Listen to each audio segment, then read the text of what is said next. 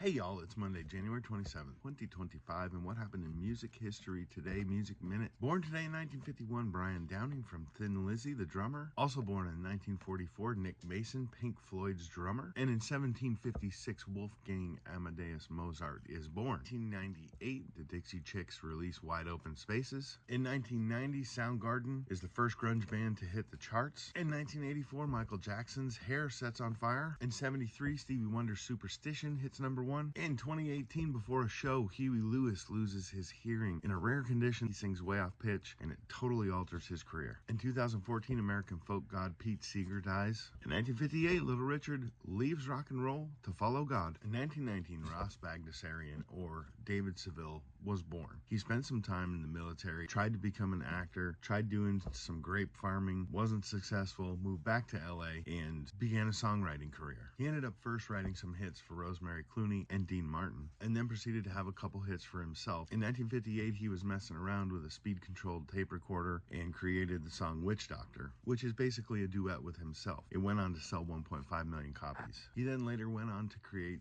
Alvin, Simon, and Theodore, the Chipmunks, and used the recordings with the speed transition to basically do all three parts himself. In 1958, he recorded the Chipmunk song Christmas Don't Be Late, which went on to sell 4 million copies. That Christmas Chipmunk song is the 23rd most played Christmas song in the 20th century. For a guy who says he can't read or write music, pretty spectacular. He was also creative enough to be the writer, publisher, conductor, and multiple vocalist of a hit record, which brought all the proceeds back into his pocket. Through the remainder of the 50s and 60s, he continued to produce Chipmunk hits, and then also penned a deal to do the Alvin Show on national TV. Chipmunk Enterprises was formed, it just exploded. On January 16th, 1972, Dave Seville, Ross Bagdasarian, died of a heart attack at his home. The legacy lives on. It just goes to show you, be creative, amazing things can happen. That's about going to wrap it up for today's Music Minute. Thanks for hanging with me. Thanks for spending some time with me today. Don't forget to check the links in my bio for Zounds and Amazon Music. If you're looking for gear, those two places are great. Go follow my YouTube. Click all the buttons. Peace, y'all. Have a great day.